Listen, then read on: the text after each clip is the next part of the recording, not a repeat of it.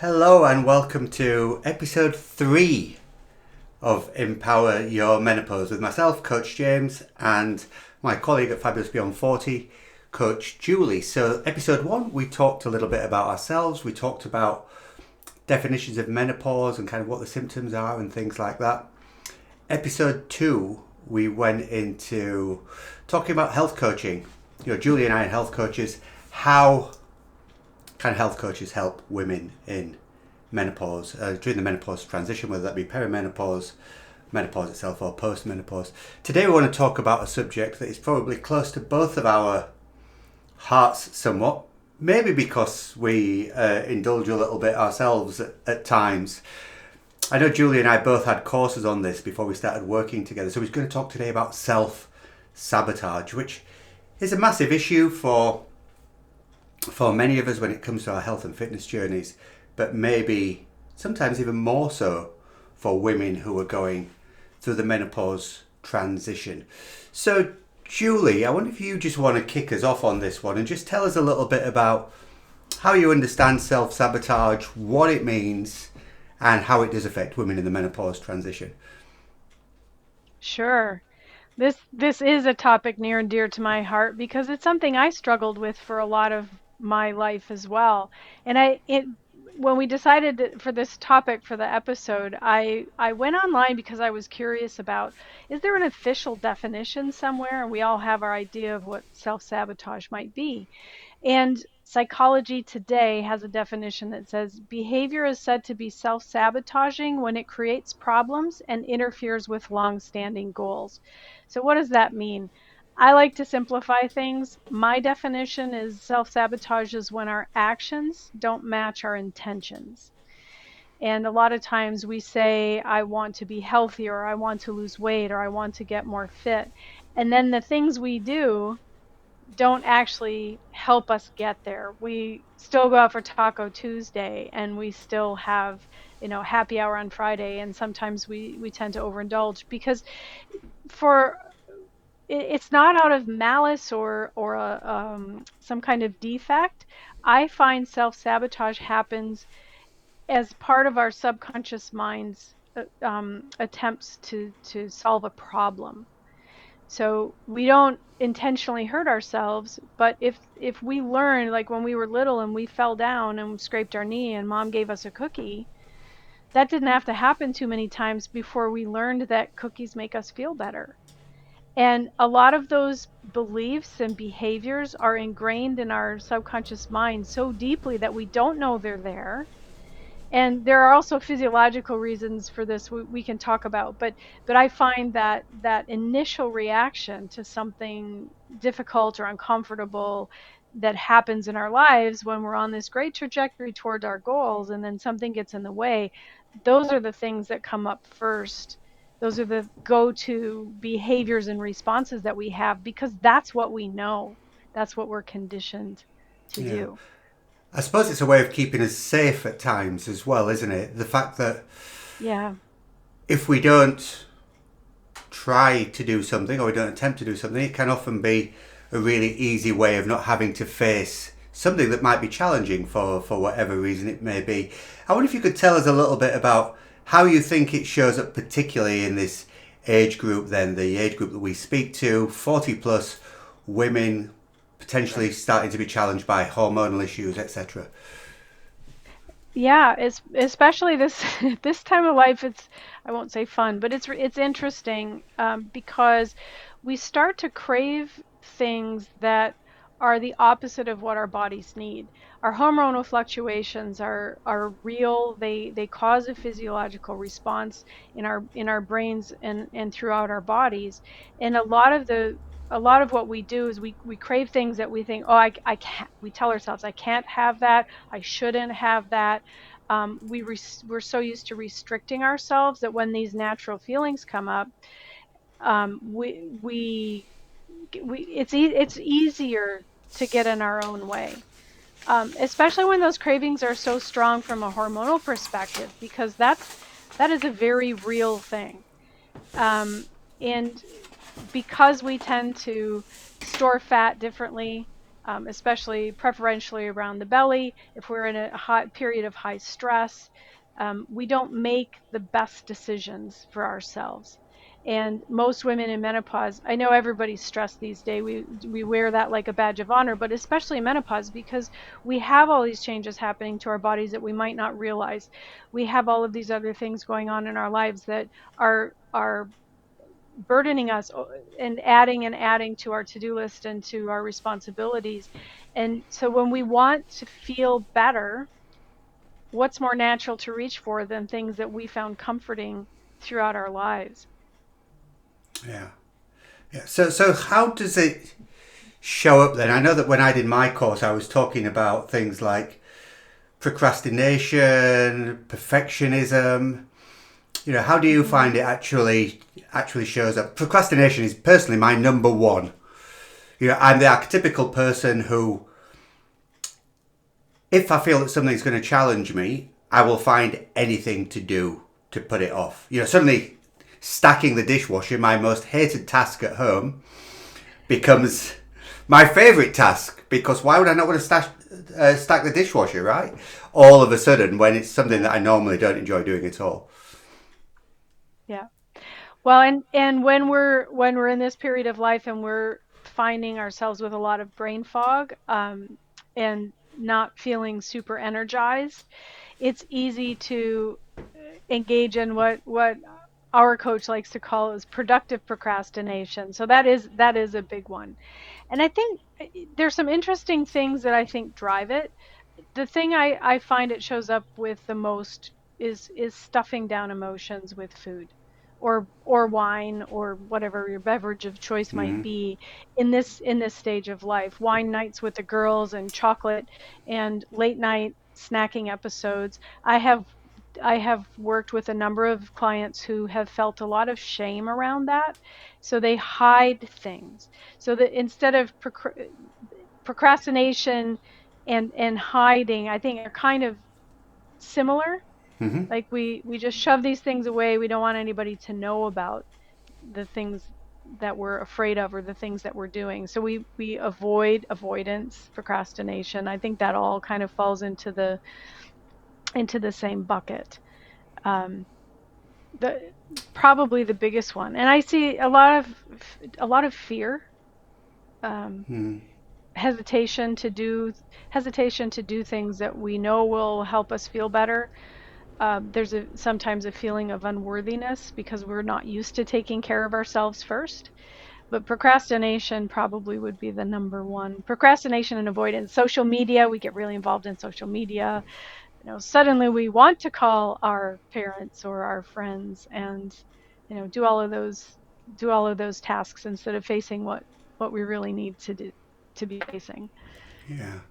I tend to find that perfectionism is another one that comes up a lot as well. That Huge. people, unless they can do something perfectly, it's kind of like a barrier to them. Yeah. And the barrier, again, it's coming back to this issue of avoidance, really, isn't it? If I can't do it 100% Yeah. perfectly, I just won't bother doing it at all. And really, life's not like that, is it? Life is no progress is ever linear. No journey is ever linear. It's always got its ups and downs. It oscillates. Yeah. Things change, and I just find that this is a real challenging one that I see with many of the people that I speak to. This idea that I won't do something unless I can get it 100% right.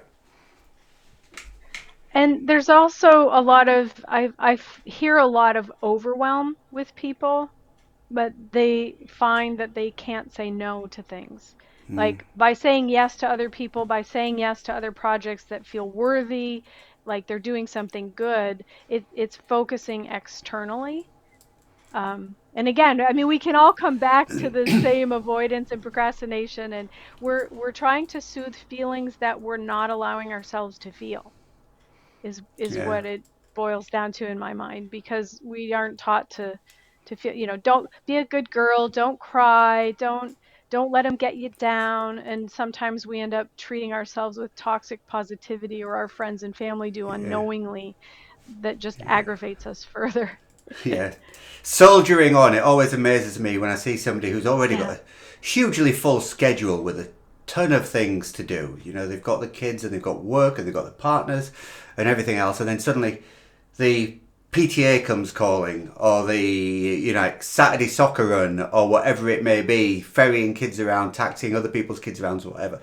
And saying no can be a real challenge for a lot of women, can't it, at this age group? And I wonder if you've got any strategies maybe for helping people when it comes to actually being able to do that in a way that feels authentic and in a way that feels as though they can do it without feeling as though they're letting somebody down at the same time. Sure. Um, the first thing I would say is that we are not responsible for everyone else and everyone else's feelings, even though sometimes it may feel that way. Unless we're talking about immediate children and spouse, and we're not responsible for the way they feel, but maybe we can't just back off of whatever it is that they need. But I like to go on the philosophy that no is a complete sentence. You don't have to offer an explanation. Um, and people aren't used to hearing that. So learning how to set boundaries, I think, is one of the best initial steps. And there's some really good books on the subject. I love Brene Brown has some really great ideas on this topic. And I can't think of the authors, but I can put them in the show notes. There are a few other books about boundaries that I think are really helpful because we when we set those boundaries, it gives us lots of flexibility to operate within so we can choose what to say yes to. And I think the other thing is sitting down for a few minutes and thinking about what are my priorities? What is really most important to me? What lights me up so that I can say yes to that? Because every time we say yes to something we want to say no to, we're we're saying no to something that we want to say yes to. There's only so much to go around. And it's it's also better because we lose a lot of self-trust when we say yes to something and then don't follow it through, or we start to feel overwhelmed and we don't feel capable of doing the best job that we can at these different things. So it helps to rebuild that self-trust by being able to say no, because you can always say yes later. So I try to work from there, and I still struggle with this too, so I totally get how difficult it can be. Yeah. It also adds another layer to those barriers of women in this age group putting themselves last in the hierarchy of who does what, Yeah. because you've got all the close things, family, friends, whatever. Suddenly PTA come calling, or the sports lifts come calling, or whatever it may be, and it just is another step away from actually being able to achieve what you want to achieve as the individual, isn't it? Because the more stuff you stack into an already busy schedule, if you're already feeling overwhelmed, you're already feeling as though you don't have enough time for self-care, if you're already aware of the fact that you put yourself back at the list, but you're such a caring person that you want to look after everybody else first, you're just putting yourself Hmm. yet another step further back down that line in the queue of somebody who needs some help and care. And I always say, it's all very well being the carer, but who's caring for the carer in this kind of Yep. situation? Because you are, unless you're looking after yourself, prioritizing yourself, putting yourself first at times, you are never Hmm. going to get away from things. And then what happens when you do burn out, or you can't do it anymore, or you just literally collapse? Then who cares for all those people that Right. you make such a totem of caring about? And I'm not saying don't care about your family and friends, obviously. Sure. Of course. Yeah, yeah. That old adage But though I of putting on your yeah. life vest and your oxygen mask before Yeah. anybody else's, right? It's absolutely true. Well, and I here's a question to ask. And this may be a little blunt for some of our listeners, but I like to ask this question. Why don't you feel you deserve the same time and energy for yourself that you give to other people? I mean, that's a tough question that requires a lot of introspection from somebody, doesn't it, really, to be able to come up with the It answer? really it really does, but it's something to just noodle on. Let it simmer in your mind and start looking at all the places in your life where you are giving others all of that energy and attention, and what feelings come up for you, and where do you stop yourself from looking after yourself and your own needs. Because think about it, the people who love you want you to be happy, Of and they course. want you to be healthy and vibrant. So of course, if you explain to them at some point, I need a little bit of time, I need I I had a client I worked with on this once, and she just said, I can't get 5 minutes to myself. I said, have you asked for it? Well, no. Well, how are your other friends and family members supposed to know that you need that time unless you tell them you do? So she started saying, I need 10 minutes on my own. And she would go upstairs to her bedroom and do some breath work or relax or just lie in the bed or stare out the window, whatever it was, that she just needed some time to decompress. And that finally became a ritual for her, because she was so much more present for her family when she went back downstairs, and that 10 minutes didn't really make a big difference to anyone else, but for her it was really, really meaningful. And that became a non-negotiable thing for her when she finally was able to ask for that for herself. Yeah. I find sometimes that this wearing busyness as a badge of honor can often, it's not only self defeating, but sometimes it's actually not always true. If you sit and make a time Yes. diary of what you might be doing during a day and just carry that over for 2 or 3 or 4 days, most people will find that they actually do have 5 minutes, because you don't need much more to get started. Small acorns grow into great trees, etc. And so just finding that 5 minutes is often a lot easier than what you may initially think it is, because you're so busy all the time that you don't even realize that there might be times where things like escapism come into that business as well, where you do just sit scrolling Instagram or social media for 10, 20, 30 minutes mindlessly, and even just Hmm. cutting back. And yeah, great, enjoy your escapism, but then Sure. recognize that that is a form of escapism, and perhaps instead of using social as escapism, perhaps you could find 5 or 10 minutes just to give to yourself at times like that. Yeah, and it's not about feeling like, okay, I have to use every moment of every day to be productive. That 5 minutes could be sitting and looking at a nice view, or reading a couple of pages of a book, or just focusing on your breath, doing a meditation, doing some stretching, getting your body. A lot of times I find that self-sabotage comes when we get too much into our head. And the best way to get out of your head is to move your body and shift the energy a bit.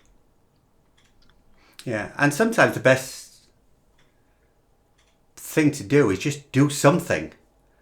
Doesn't matter how Yes. big it is, or whatever it may be. We often think that what the things that hold us back are that idea of, I've got to do an hour a day in the gym, or I've got to cook healthily Yeah. every single day, or I've got to do X, Y, or Z. Whereas really just taking 5 minutes to yourself can have huge, huge benefits. Yeah. It will definitely compound. And there are different forms of self-sabotage, and one of the things that I think we don't relate to self-sabotage, but I see as a form of self-sabotage, is we get started on a program. Okay, so I'm going to try meditation because I've heard it's really good for me. And then I do it a couple days and I think, and then I've heard this other methodology, this other thing, this kind of specific kind of breath work is better for me. So then I go and I try that for a couple of days. And we start jumping around, and especially when it comes to diet programs, we start jumping around from thing to thing to thing. And it's good that we're trying things and being curious, but if we're doing it because we don't see instant results, we have to have that shiny new object or whatever it is, we're actually sabotaging our efforts by not staying focused and consistent on the Mm, one thing that might really help us the most. Things yeah. take time. We need to be patient and curious about them. I had a client who was challenged with weight loss for a long time and convincing her not to jump on yet another diet and just stick with it and be consistent and keep things going. And the truth is, for most of us, consistency is boring, right? We live in a world whereby everything changes every 2 seconds, and that old adage of slow and steady can win the race really needs to come to the fore at these times. And rather than just sort of like saying, right, I've tried it for 2 weeks, it doesn't work, I'm going to try something else. You've got trillions of cells in your body, trillions of cells in your body. Anything you do, whether it's mental, emotional, physical, it takes time for your body to adjust and get the message of what you're sending. Not to mention the fact that at this age, we've got 40 or 50 or 60 years of experience doing things a particular way. We're not going to completely undo all of that overnight. It's going to take some time, and as you said, James, steady, slow and steady, consistent practice. And it's good to be boring. Sometimes we say, oh, I just want the world to slow down for a little while. What a great way to slow it down, by getting into a routine like this for your self-care, for your body, so that you don't have to think about it. I Yeah, find that to be a really helpful tool, yeah.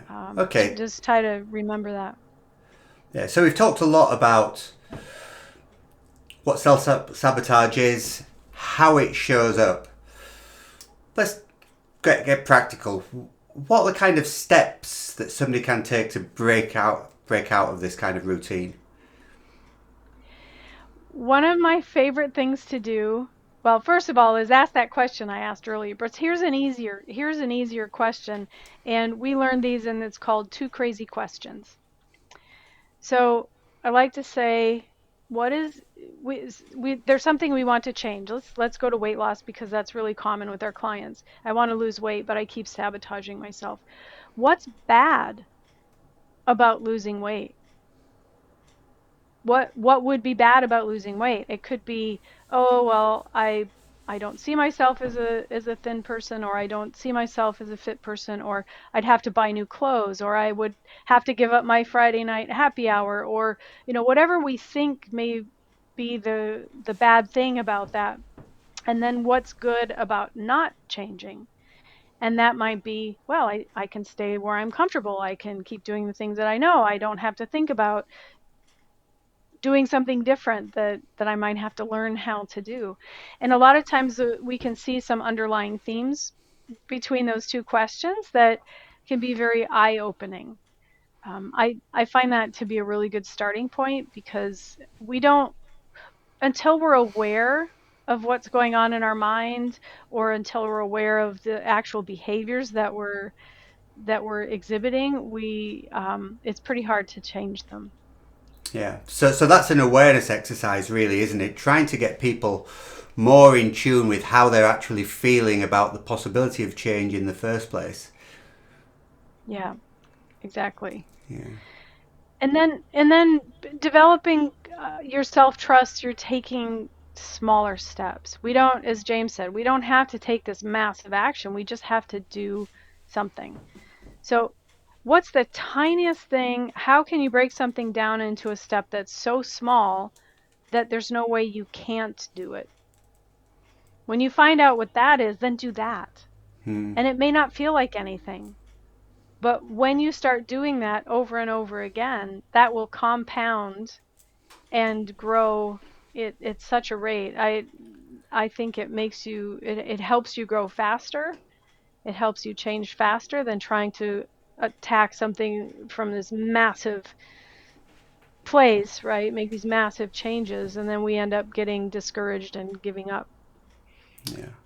Yeah. That comes from, or partly is based around the idea of Tiny Habits, isn't it? The book by BJ Fogg, where he Yes. says, pick the smallest step that's so small that you wouldn't even fall over it. So you can't even trip yourself up. So just pick Hmm. the smallest thing. So it may be, if you commit to going to the gym, step one may just be getting your gym kit ready the night before you go, and you might want to settle with that for a couple of days. First of all, just having your gym kit ready every night, ready to go. Then the next step is to actually get in the car and drive to the gym or walk to the gym. And then the next step is to get into the gym. So you're constantly building on these tiny habits all the time, and doing something. I like that saying, ACT, ACT. It's actually an acronym. Action changes things. And Yeah. we often wait for this idea of motivation. I've got to be ready to go out and run 3 miles or 5 miles or whatever it may be, when actually that motivation is fickle, because you might get up the next day and think to yourself, actually, I don't want to run 3 miles today, or I don't want to run 5 miles today.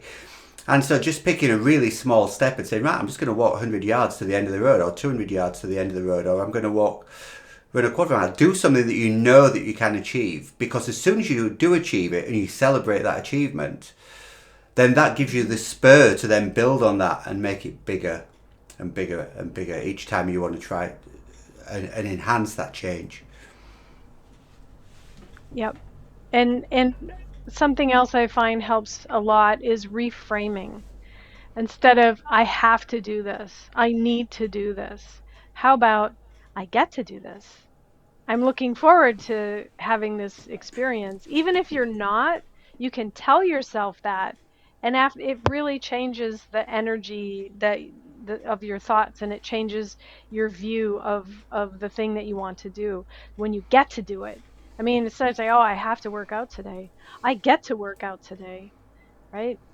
That that little shift can make a big difference. Yeah. Have puts a lot of pressure into a sentence as a word, doesn't it? As soon as you start saying, I have to do Yep. something. And most of us are inherently slightly rebellious, I think. And as soon as somebody says, you Yep. have to do this, a little bit of us, even if we're telling that to ourselves, I have to do this, it prickles, and it gets to you a little bit. And I think that is sometimes another way that you end up self-sabotaging, by saying to yourself, no, I don't have to do it, despite the fact that you're telling yourself you have to do it all the time. Totally. I call that my inner 2-year-old. Like, oh yeah, watch me. I'll show you what I have to do. Yeah, exactly. Yeah. Okay. So we're Yeah. coming up to the end of this episode. We'd like to try and keep them around 30 minutes, so they're easily digestible, so that you can listen to them either in the car or on a run or at the gym or whatever. Um, we mentioned this tool last time out, but the Master Your Mindset course, Mind Over Menopause, it's a really good way of getting yourself just a vision statement which can help combat self-sabotage, because that training that we did together, Julie, that helps people create a statement, a vision statement for where they want to go in future, and that can really help guide decisions, can't it, when we're Yeah. looking at self-sabotage. Absolutely. Understanding why, where you want to get to and why you want to get there will make such a difference, instead of just doing what you feel like you're supposed to be doing for whatever reason, or following someone else's rules. When you set the goal, and when you set the reasons behind it, and you take those actions towards it, you can ask yourself every time, is this going to help me get there? And some days the answer is no, and you say, okay, then I'm not going to do it. And some days the answer is no, and you say, I'm going to do it anyway. But that is a conscious decision then, instead of a reaction, and you get to make the choice yourself. And it's okay, as James said earlier, progress is never in a straight line anyway. So when you make those choices along the way, it's easier to course correct and get yourself back on the right trajectory, because you know where you're going. Yeah. Okay, fabulous. So I think we'll wrap there. Just a quick little teaser for something that's coming up. Juli and I have a free training coming up on 3 days over the first 3 days of August. We're just putting the final touches to it. It's called 4 Lifestyle Secrets to Reclaim Your Energy, Drive and Confidence. The subtitle is the Fabulous Beyond 40 Formula. So we're going to go through 4 really simple steps that you can take just to start to move along in your menopause journey. We'll be releasing some more details about that maybe next time out or the time after that, but look out for that coming up either in the feed, or we'll announce it on the podcast, or in one of our emails coming up. But that's it for this week then. So thanks, Juli. Really interesting chat today. It's been Coach Juli, Coach James saying stay fabulous beyond 40, and we will see you next time. Take care.